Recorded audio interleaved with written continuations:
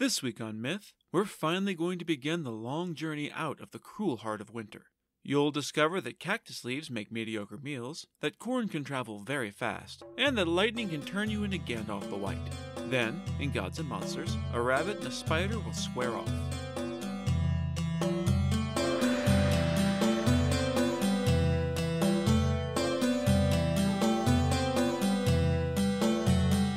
This is the Myths Your Teacher Hated podcast, where I tell the stories of cultures from around the world in all of their original, bloody, uncensored glory. Modern tongues of these stories have become dry and dusty, but I'll be trying to breathe new life into them.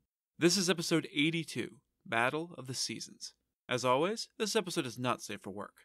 With the winter solstice behind us and the new year just beginning, the days have started to become a little longer and a little brighter. As such, it seemed a perfect time for some stories with a little more hope. This week's story comes from the Acoma Pueblo, outside of Albuquerque, New Mexico, which has been continuously occupied since at least the 13th century, with Sky City being established sometime in the 11th century, making it one of the oldest continuously inhabited communities in the United States. It is also told by the people of nearby Laguna Pueblo. The story of summer and winter was recorded in the Journal of American Folklore from 1902. Once, long ago, the Acoma and Laguna people lived on an island, but were driven from their homes by earthquakes, tidal waves, and a rain of flaming rocks, likely a volcanic eruption. They migrated northwest, and, each time they settled in one place for a time, they built a new Cushcotret, or White City. The fifth of these White Cities was built in New Mexico, or southern Colorado, though they eventually were forced to leave this home behind as well due to cold, drought, and famine. The first governor of Acoma had a daughter named Cochininako. She was married to Shakak, who just so happened to be the living spirit of winter. This seemed a fine thing, but when Shakak came to live with the Acoma, the weather took a turn for the colder. Snow fell more often, and the ice choked the waters for longer. Corn refused to grow, forcing the people to live off of imaschu, or cactus leaves, and other wild plants that could survive in the harsher conditions. They got by, but no one was happy about the way things were going. On one particular day, Cochininako went out to gather cactus leaves, burning off the spines so that she could safely pluck them and bring them home. It was hard work, and so the young woman took a moment for herself to munch on one of the leaves she had just finished singeing when she heard movement from nearby. Looking up, she saw a young man she didn't recognize approaching her. He was dressed in a yellow shirt woven from corn silk, a woven belt, a tall pointed hat, green leggings made of the soft moss that grows by the springs and ponds, and elegant moccasins richly embroidered with flowers and butterflies. To really drive the symbolic garb home, he was also carrying an ear of green corn in one hand. Yeah, this dude is pretty much exactly who you think he is. He approached Cochininako with a large grin on his face, hailing her as he neared. He seemed extremely friendly and polite, so she smiled back and greeted him in return. "What's that you're eating? It doesn't exactly look appetizing, no offense." She grimaced. "Yeah, it doesn't taste much better than it looks. Alas, the corn won't grow for us any longer, so my people have to make do off cactus leaves if we don't want to starve to death. Shitty food is better than no food." The young man shrugged. "That's true, but it's still no fun. Here, have this. You need it more than I do, and besides, I can go gather up plenty more and bring you back an armful to take home with you." Before she could decide whether to accept this strange but very generous offer, the young man had raced off towards the south. In a surprisingly short time, he returned with a huge bundle of green corn in his arms. This was especially impressive since Cochininako's people had absolutely looked for better food in that direction, and he hadn't been gone nearly long enough to go somewhere they hadn't checked. Being a no-nonsense kind of gal, she straight up asked the stranger where exactly he had gotten this rich bounty of corn. He smiled broadly. "From my home, of course. It lies far to the south of here, a beautiful place where the corn grows tall and the flowers bloom all year round." Cochininako sighed with a longing she hadn't allowed herself to feel before now. The lands around her had been bleak and barren for as long as she could remember, and she was sick to death of ice and snow. "That sounds incredible. I wish I could see such a wonderful place. Would you be willing to take me with you to see your home?" The young man's smile vanished, and he considered the young woman in silence for a long moment. "I'm not sure that's a good idea. Your husband Shakak, the spirit of winter, would be pretty pissed off if I took you away." "Fuck him. He's cold and distant, and I don't love him. Besides, ever since he came to our people, the corn won't grow, the flowers won't bloom, and the people are starving. None of us are happy about having to live off the leaves of the damn prickly pear cactus." The young man shook his head gently. "I don't know, still seems pretty sketch. Tell you what, Take the rest of this corn home with you, but make sure you don't throw any of the husks away outside of your house. Meet me here tomorrow and I'll bring another batch." Waving, the handsome young man headed south, leaving Kochi Nako behind with her arms full of corn. She watched him go, shrugged at the strange interaction, and then began the trek back to her village. She hadn't gotten far before she ran into her sisters heading the other way. She had lost track of the time during her odd visit, and they had become worried that something had happened to her out in the vast wilderness. Having followed her tracks, they were understandably shocked to see her not only perfectly fine, but carrying a shit ton of corn instead of the usual cactus leaves. She explained to her incredulous sisters how she had met the weird young man and how he had brought her all of this free corn. It sounded utterly unbelievable, except for the giant pile of fucking corn right in front of them. Casting long looks towards the south, which didn't look any more lush and verdant than anywhere else they had been lately, they helped their sister bear her tasty burden home. Her mother and father were relieved and delighted to see all of the daughters returning safely and with an unexpected bounty to boot. They likewise asked where she had found such riches, hoping that maybe the corn was starting to grow again somewhere reachable. She again recounted her story of meeting the strange young man and how he had asked her to meet him the next day for another batch of corn. Her father cocked his head at her description and asked for a more detailed description of the southerner. He nodded sagely as Kochi Nako painted a word picture of the man who had captivated her attention. "Miochin. It must be Miochin." Her mother nodded in agreement. "You're right. It can be no other than Miochin. Daughter, you should see if you can bring him back to the village tomorrow." Like everyone, Kochi Nako had heard tales of Miochin, the spirit of summer. If that had really been him, it explained a lot of the weird happenings of the afternoon. She resolved to follow her mother's advice, and so, the next day, she set out once more for the spot where she had first met him. As he had promised, the young man, who was indeed Miochin, was waiting there for her with another load of green corn. In fact, he had more bundled up this time and offered to help the beautiful young woman carry it back to her village. That suited Kochi Nako just fine, and so the two walked together with their bundles of food. This time, there was enough corn between the pair to feed all the people of Akoma. Grateful, the governor invited Miochin to his home to thank him personally for his generosity. That evening, Shakak, spirit of winter and dour husband of Kochi Nako, returned home from the north. He spent his days in the icy, frigid wilderness playing with the north wind and dancing amidst the ice and sleet and snow. As he often did, he rolled into town on the leading edge of a blinding storm of howling winds, driving snow, and crashing hail. As soon as he entered, however, he knew that something was different. Miochin was here. In his bones, Shakak could feel the hateful warmth of Miochin's presence, and he followed it to where his nemesis was waiting inside. He approached the governor's house and called out, "Hey, Miochin, are you here, asshole?" In response, Miochin stepped out of the house to meet the spirit of winter in the street. "I thought I smelled your stench. Hiya, Miochin. Haven't seen your ass in a while. Now I'm going to kill you." "Nice to see you too, Shakak. Prepare to die, dick." Shakak took a couple of menacing steps towards his counterpart, but stopped in his frozen tracks as Miochin pushed back with his own power. Shakak's deadly ice began to melt, and the howling winter winds became a gentle summer breeze. As Miochin continued his inexorable advance, the blue ice that Shakak wore around his body in a thick coat of armor melted away to reveal his simple clothes beneath. He was left exposed there in his skaraskaruka, a simple garment made from dried and bleached rushes. Realizing that he was overmatched, Shakak employed a time-honored tradition.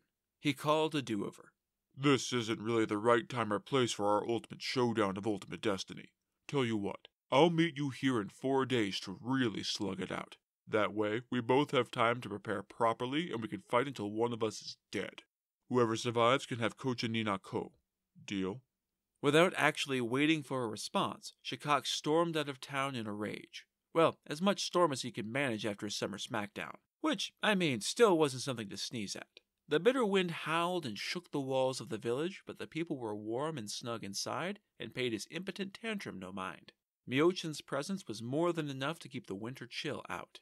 The next day, Miochin headed back to his home far in the south to get ready for the upcoming brawl. The first order of business was to send an eagle to his friend Yachimimut, who lived far to the west, and asked for assistance in turning this into a tag team match. Next, he summoned his inner Aquaman and sent out a call to all of the creatures that lived in the summer lands, though he opted for birds, bugs, and beasts rather than fishes since this would be a land-based battle.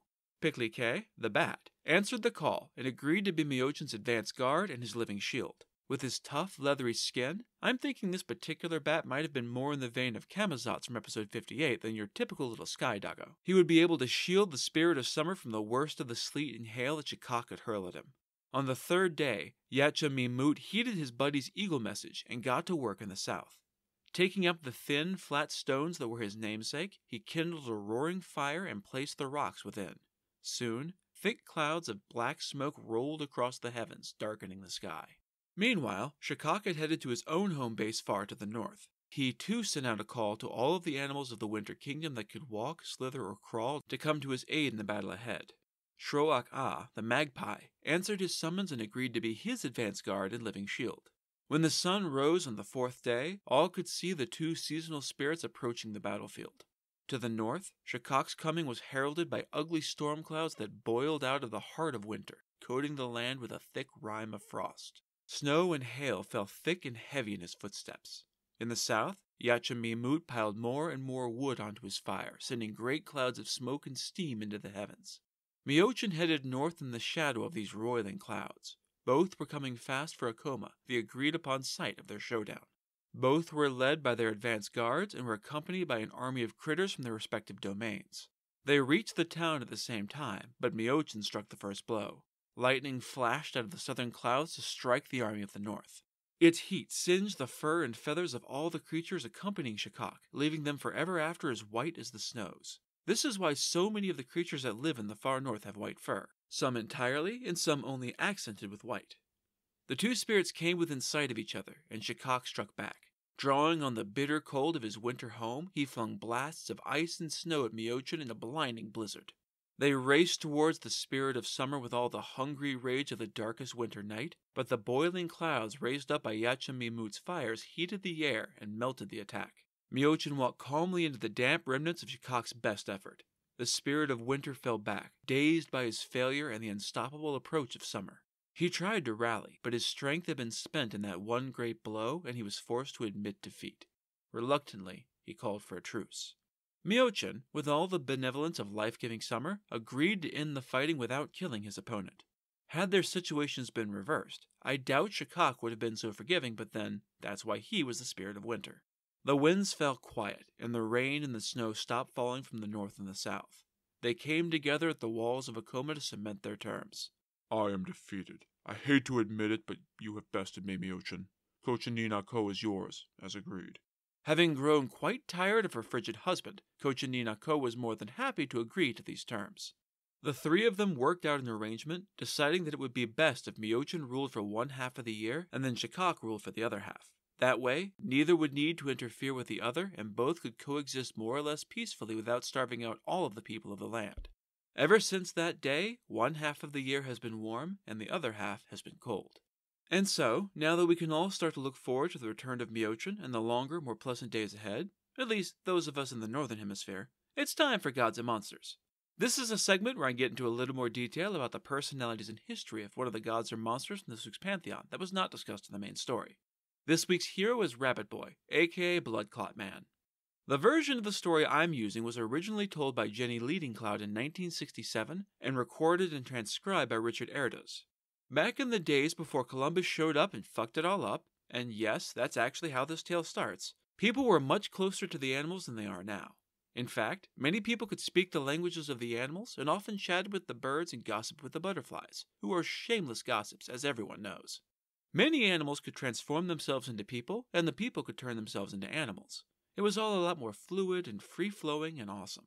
The earth was not quite finished, and so there was still a lot of room at the margins for things to shift. In those distant days, there lived a little rabbit who played very much against type. He was a very nice, playful, and good-natured little bunny who was never mean to anyone. On one particular day, this little bunny rabbit was out for a stroll when he came across a clot of blood.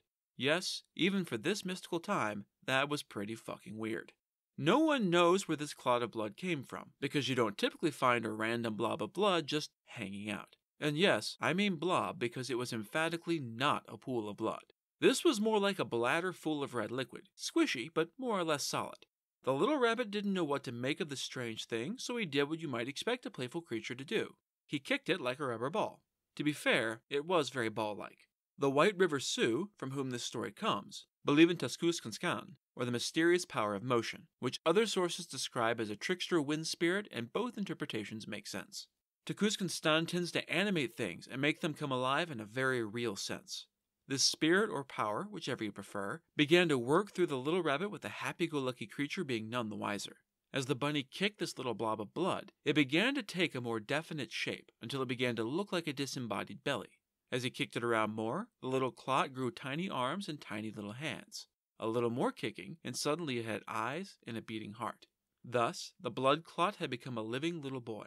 The rabbit sat back to consider this brand new creature, and decided to name him We-Oto-Wishasha, which means much blood boy, but everyone called him Rabbit Boy. The rabbit took Rabbit Boy home to meet his bunny wife. Together, they decided to adopt the child, which is a big part of why he was known as Rabbit Boy, and raise him as their only child. They dressed him in a finely sewn buckskin shirt, which they painted to sacred red and decorated with porcupine quills. He grew up very loved and very happy until he was almost a grown man. At that time, the now elderly rabbit took his son aside to tell him the truth. He was not, in fact, a rabbit. You know that scene from Kung Fu Panda where Po finds out he's adopted? Yeah, it's basically that. The rabbit told his adopted son that he was actually human, and that, as much as the two bunnies hated to see Rabbit Boy go, it was time for him to leave and find his own people. The young man was a very dutiful son, and so he left the warren without argument, though with quite a bit of sadness, and began walking. He didn't exactly know where he was going, so he just kind of wandered at random until he came to a human village. He drew all eyes as he entered the village, with everyone staring at the strange boy in the beautiful buckskin clothes. None of them had ever seen its like before, and they all asked him where he had come from. "I am from another village," he told them.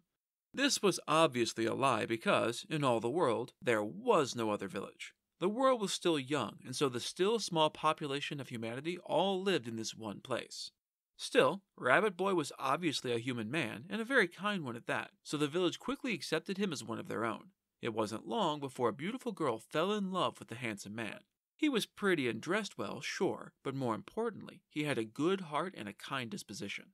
Her family saw this as a great match, since this would cement his strange power, though the story doesn't exactly say what this power is, from wherever he had come from as a part of the village. For his part, Rabbit Boy had a vision of himself wrestling the sun, racing the sun, and playing the hand game, a guessing game where opposing teams try to guess which hand a marked bone is hidden in. In his vision, Rabbit Boy bested the sun each time they competed. Unfortunately for the could-be couple, the wicked spider trickster Iktomi also coveted this pretty young woman for himself. He went out into the village and began to talk all kinds of shit about Rabbit Boy. "Look at this asshole strutting around in his fancy outfit to show how much richer he is than the rest of us poor sods. It's pretty shitty to lord it over the rest of us like that. What, does he think he's better than the rest of us? I can't believe you'd let an outsider like him marry the most beautiful woman in the village." His poisoned words began to work on several of the village's young men, and they muttered darkly amongst themselves. Inwardly, Iktomi smiled wickedly, but outwardly he feigned concern. "You know, it's probably none of my business, but if you all decided to be heroes and stand up to this arrogant prick for the good of the village, I could lend you a magic hoop. Just toss it over Rabbit Boy, and he'll be completely helpless." The young men, who were jealous of Rabbit Boy and his strange power, good looks, and fine clothes, took Iktomi up on his offer. Together, they ambushed the young man and fought him, but that was just a distraction. While Rabbit Boy was fending off his attackers, the evil spider snuck up behind him and tossed his magic hoop over him. None of them had taken the young man's strange powers into account. As it so happened, he was immune to the effects of this magic hoop, but he had caught on to the plot against him and pretended to be helpless. At worst, this would probably be a funny story one day. At best, he could make sure no one tried something like this again. Thinking that they now had the outsider at their mercy, they bound him to a tree with rawhide thongs. As they worked, Iktomi kept cackling behind them and encouraging them to tie the knots tighter. Once he was bound, the cruel spider encouraged them to butcher their prisoner with their long knives. Rabbit Boy heard their words and pretended to despair for his life. "Please, my friends, if this is truly how I die, I beg you to grant me one boon. Before you kill me, let me sing my death song." Without waiting for their assent, he began to sing. Friends, I have fought the sun. He tried to burn me up, but he could not do it. Even battling the sun, I held my own." He finished his funeral dirge about his own victories, even if they had only been in a vision, and the young men slit his throat as he hung bound from the tree. With their long, cruel knives, they cut him to bloody pieces, carving him up into small chunks that they put into a large soup pot. Thanks to those mysterious powers we heard so much about, Rabbit Boy was able to survive this bloodthirsty treatment. A terrible storm roared into being out of a clear blue sky, covering the sun and dropping the world into sudden, complete darkness. When the storm passed and the clouds were gone, the bloody hunks of raw human flesh were gone from the soup pot. Not even a drop of blood remained in the pot to speak of Rabbit Boy's grisly demise. A few more observant young men had seen the butchered meat stitching itself back together and ascending into the heavens on a beam of pure sunlight. A wise old medicine man who had come out during the storm to see just what the hell was going on looked across the assembled murderers. "Rabbit Boy is truly more powerful than we thought. He has gone up to see the sun. Soon he will return to us stronger than ever before and bearing the power of the sun itself. I think this settles things. When he comes back, he and his woman should be married. They both want it, and it's clearly in the village's best interest." Iktomi, who was as jealous as he was cruel, scoffed at the old man. "Really? That asshole? Please, I'm much stronger than that rabbit twerp. I'll prove it. Here, tie me up, then butcher me the way you did him. I'll ascend to the heavens and return before he can, and then I'll marry her instead." The young men shrugged and did as Iktomi asked. For his part, the spider thought that the power was in the song that Rabbit Boy had sung, which had been the point. Not only was he wrong about the song being magic, he also didn't exactly remember the words, which he hadn't really been paying much attention to at the time since he'd been busy getting his revenge for imagined slights. Friends, I have fought the moon. She tried to fight, but I won. Even battling the moon, I came out on top." He finished his song and the young men butchered Iktomi the spider. Unfortunately for his evil ass, there was in fact no magic in the song, and so his bloody flesh was now just so much meat. Unlike Rabbit Boy, who did in fact best the sun as his vision had foretold and then returned to marry his beloved, Iktomi was dead. As evil tricksters often do, the cruel spider had outsmarted himself. That's it for this episode of Myths Your Teacher Hated. Keep up with new episodes on our Facebook page, on iTunes, on Stitcher, on TuneIn, on Verbal, and on Spotify, or you can follow us on Twitter as @HardcoreMyth, and on Instagram as Myths Your Teacher Hated Pod. You can also find news and episodes on our website at mythsyourteacherhated.com.